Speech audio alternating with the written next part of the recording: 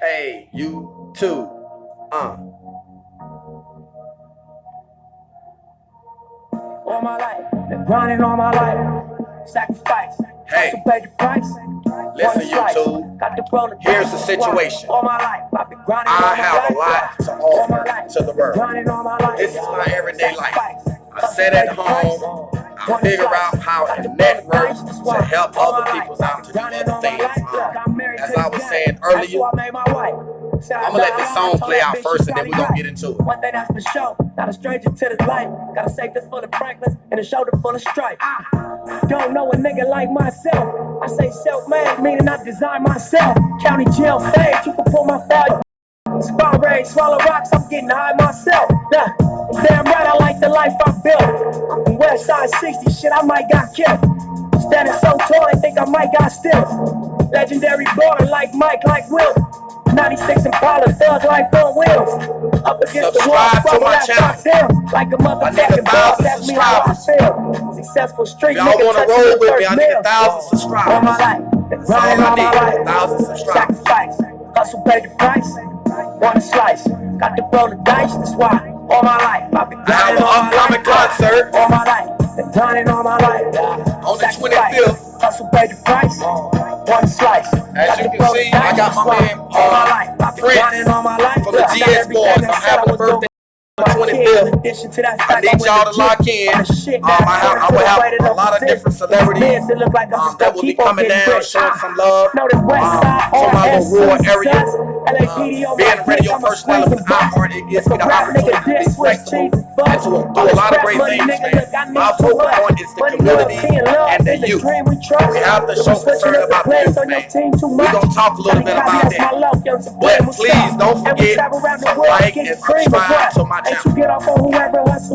I will be interviewing different celebrities on my YouTube live channel, which will be a great thing to give y'all an idea of what I do and how I do. So I need 1,000 subscribers. Subscribe to my channel, please. All my life, I've been grinding all my life. All my life, been grinding all my life. Sacrifice, hustle, pay the price. One slice, got to roll the dice. That's why. All my life, I've been grinding all my life.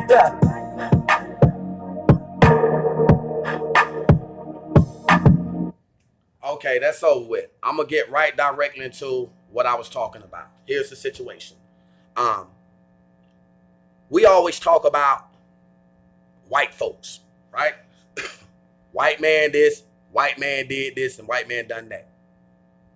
So my black culture, my black people, I love my culture and I love my people. But at the end of the day, we need to start taking responsibility for our own actions. And the reason why I say that, because a lot of stuff that's going on nowadays within the black communities, we are the ones that are responsible for that. And what I mean about we, I'm not speaking about everybody, but I'm speaking as a whole and as a collective.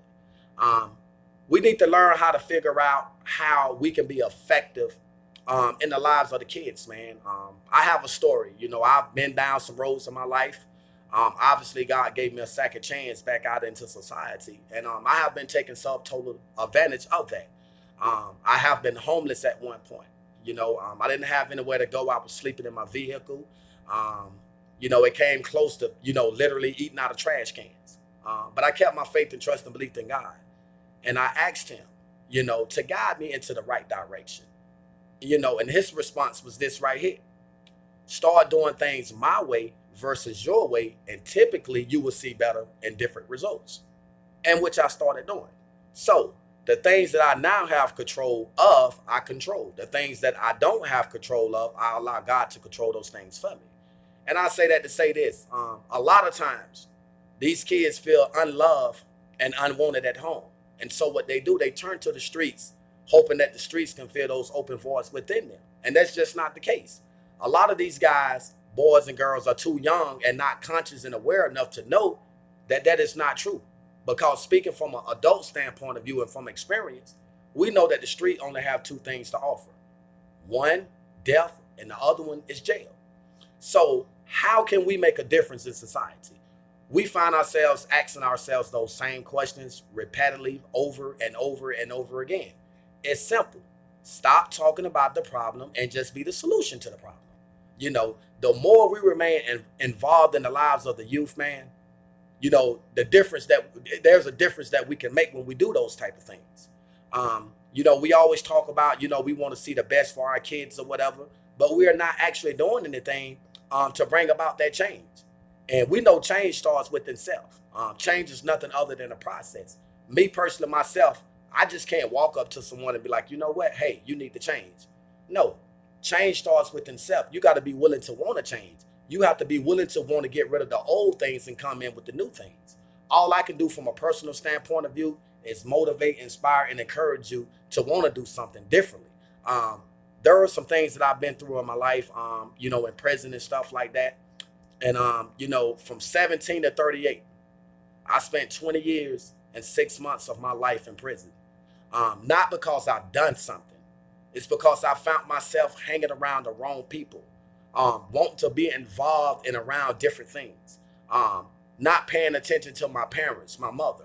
I feel like I had the best mother in the entire world. There's a lot of things and sacrifices that she made, not just for myself, but for my two sisters, to give us the best life that she could possibly give us. We know it's tremendously hard for a woman, you know, trying to play the role, the best of both worlds. But my mom's done it. But me personally, myself, I found the way to go straight. Because when I was young, I didn't have a father figure in my life. I didn't have a role model. I wanted to be something that I wasn't. I wanted to be something that I never imagined ever wanting to be or trying to be, because it was virtually impossible. But I made a bad decision, and I decided to go somewhere with some other guys, and something took place, and I had to deal with those consequences. For so many years, I was in denial about that. But as I growed and matured more as a man, I learned how to accept what I have created. See, a lot of times we don't look at the big picture. We always try to find someone to blame for our downfalls and things of that nature there. But we have to get out of that mindset. And that's why I want to speak a little bit about unity, about race. You know, from a black community standpoint of view, from a historical standpoint of view, so to speak, we've been through a tremendous amount. You know, our ancestors had went through a lot to pave the way for us nowadays. A lot of us don't even take the time out to acknowledge that. A lot of us don't know about Nat Turner. A lot of us don't know about Harriet Tubman. A lot of us don't know about W.D. Du Bois, Rosa Parks, so on and so forth, etc. Because we don't take the initiative or the time to get to learn and get to know about our culture. All we want to do is sit here and sit around and blame the white man for the things that we are in fact doing to ourselves. You know, a lot of times we know a lot of the drugs and a lot of the guns and stuff in our communities, you know, was put there, you know, by the white people. But at the end of the day, we are conscious and aware, and we have free will and free thought. And meaning we don't have to pick that gun up and kill each other. We don't have to pick that drug up and sell it to each other. We do it by choice, because we want to depend on the drugs and the guns to get us by financially in life. And that shouldn't be the case. We need to be more responsible and held accountable for our own actions. For the ones that have our youth out here caught up in these gangs and this gang activity. Got these kids out here doing all this ridiculous stuff. To prove what? Nothing. There is nothing to prove. There is nothing to get out of that. And it took me a tremendous amount of years to, you know, sit back and look at myself in the mirror and say, you know what? You have a whole lot more to offer to the world than what you think. And so I had to rationalize with myself. I had to question myself. The many nights that I spent in prison in solitary confinement for 23 and 1 hours a day. I only came out for 1 hour for recreational purposes and showers. That's Monday, Wednesday, and Friday. You know, it was hard. I've been through a tremendous amount of different things in my life. But by the grace of God, you know, he sympathized. He had sympathy for me. You know, he understood that I made some bad choices and decisions in my life that I wish I could change. But the truth to the matter, I can't change the past. I can only change the way I lived in the past. And now I'm dealing with the present and looking forward to my future. I'm going to share a story with y'all guys. I was released February the 1st, 2016. Why in prison? I was uneducated. I forced myself to take advantage of the educational classes and courses that they was providing back there. And so I was able to accomplish something that I never thought I would be able to accomplish in my life. My GED and my work keys. It felt awesome when I received those two degrees, because at that point, that told me a whole lot about myself.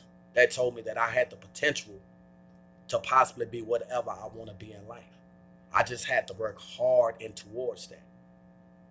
I was able to write a book called Streets, and which was published through a nonprofit organization out of Washington, D.C. That was another huge accomplishment, because these are things that I never thought that I had in me. It took prison to bring this stuff out of me. So before I left prison, I left with a plan and a purpose, because without the both, I knew it would have been virtually impossible for me to have been able to get out and maintain and succeed in society. I came home and I started doing landscaping work, cutting grass. Keep in mind, when I was 17, and I came home when I was 38. I've been home approximately a little bit over 3 years now. There were some things that I wanted to accomplish so bad. One, I wanted to give back to society. I wanted to give back for all the things that I have ever done in my life to anyone, because I know people work extremely hard for the things that they possess, and so for the idea of me taking from those people after they done worked extremely hard for what they have, what they possess, it wasn't right. But once again, it took me a long time. It took me a tremendous amount of years to be able to understand that. And once I understand it, I began to understood. And when I understood, I seen it for what it was versus what it appears to be. Maybe a little over a year ago, I got a call from iHeartRadio in Charlotte, North Carolina, off Independence Boulevard, not too far from the Carolina Panther Stadium. Having a detailing business, and I was doing a lot of posting, and I was Facebook friends with one of those guys up there, and they had been following me. So I received a phone call, and the phone call was for me to come up there because they wanted to give me some free advertisement on my detailing business. Cool. I jumped in my car, and which now at this point, it wasn't really nothing. It barely got me from point A to point B, but I kept my faith and trust and belief in God, that we know all things happen for a reason, man. There's a purpose behind everything. There's a reason behind everything. So when I went to iHeartRadio, I met with this guy named Dr. Business, first cousin of Steve Harvey. We all know Steve Harvey. He's a great guy. He does a lot of great things on and off camera. And I respect him to the fullest for that. And I give him his flowers while he's still here versus waiting for people of his magnitude to die off and then want to give him his flowers, So we sat down, we talked. He asked me some questions. He wanted to know a little bit about myself personally. I gave him the rundown. I told him about everything that I have ever been through in my life and how God had brought me out of all of that stuff. How amazing, how God had made dramatic changes in a short period of time within my life when I started to become obedient, when I started doing things his way versus my way. So this guy looked at me and he literally stood up, took his pen, dropped it on the table, and removed himself from the room. And before he left out that door, he said, "I'll be right back." So I'm setting up in this office. I have the slightest idea as to what's going on. I've been gone all my life. I never had the opportunity to experience the atmosphere that I was within. I never been nowhere in my life outside of South Carolina. I never had a driver's license. I never cashed a check. I never had a job. I was still a kid when I was removed from society for being around the wrong people at the wrong time that decided to make a mistake, unfortunately, that I had to suffer the consequences of, because South Carolina has a hands of one, hands of all law. Now, approximately 20 minutes later, this guy walked back in the room, and he said, "Can I ask you a question?" And I was like, yes, sir. He said, have you ever thought about being on radio? I'm going to be honest with you. I told him no.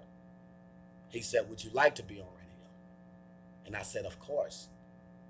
But I say, what do you feel like I have to offer?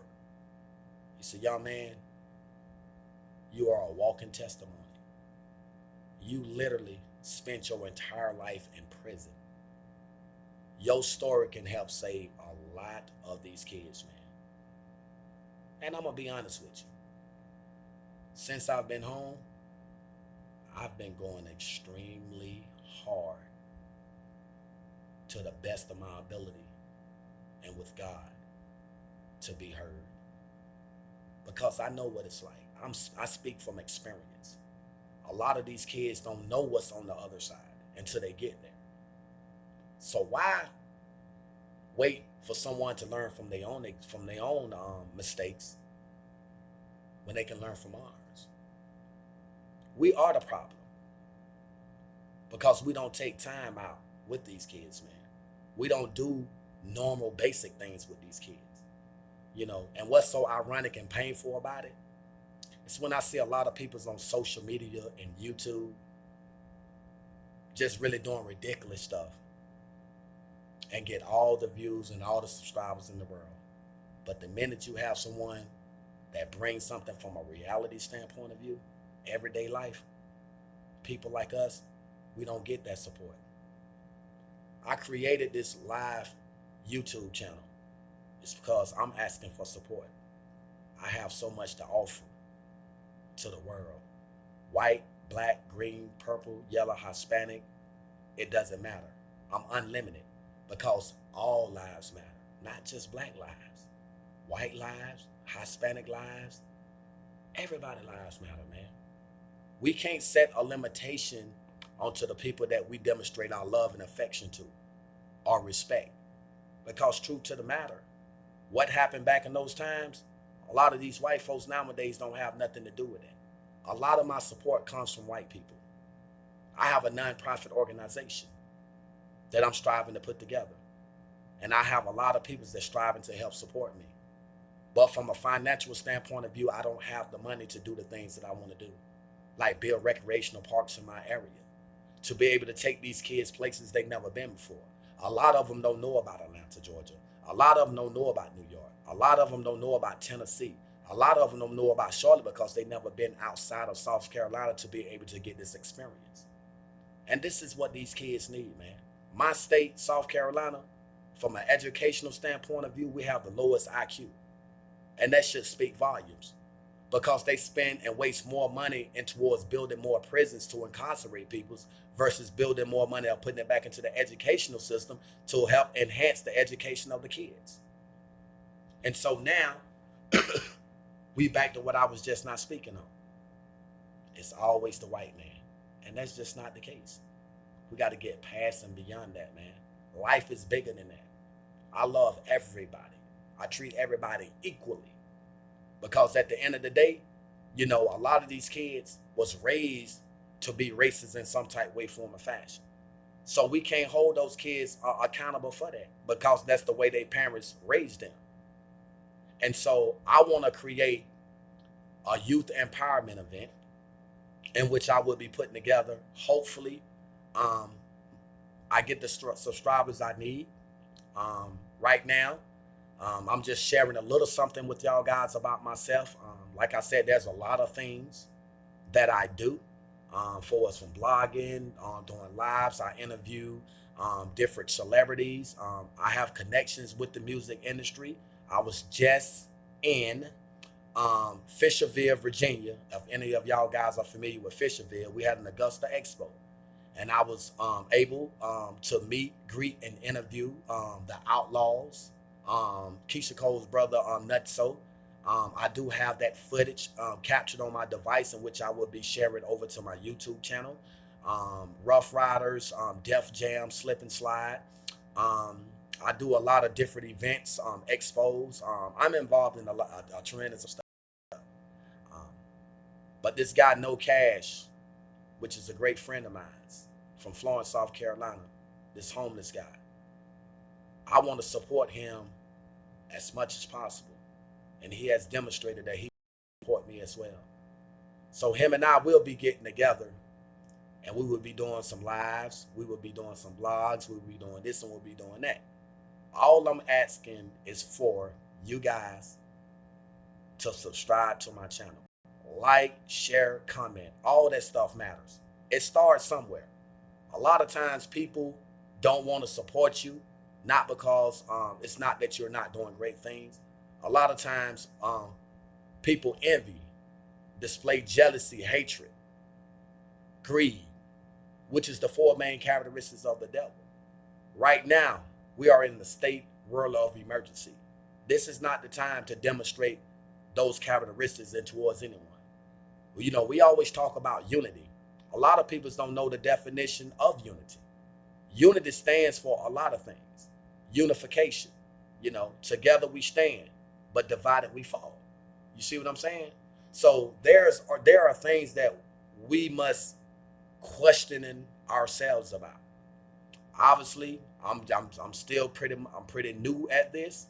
I just know I have the vision. God has given me the knowledge, wisdom, as well as the understanding to be able to do the things that I do. And so today I wanted to introduce myself to the world of YouTubers. And I'm just asking y'all to subscribe to my channel. You know, 1,000 subscribers. Obviously, I can do a tremendous amount of different things. I have a lot of great things going. Once again, don't want to sound repetitive, but it's only right that I ask y'all to like, subscribe to my channel, and comment as well. So with that being said, just know I have a lot of great things that will be coming up. I will be interviewing different celebrities, artists. If y'all are familiar with Terry and Melissa Entertainment on social media, I just interviewed those guys. There's a lot of content that's on my channel, my Facebook page, that I can't get access to because someone hacked my page. And so I'm trying to figure out how I can retrieve a lot of that content. So I can share it to Facebook, YouTube, to show y'all guys what I in fact do, and that I am in fact who I say I am. And so with that being said, I'm asking y'all guys to like, subscribe to my channel, and comment. And by the grace of God, he will see fit that y'all guys will be willing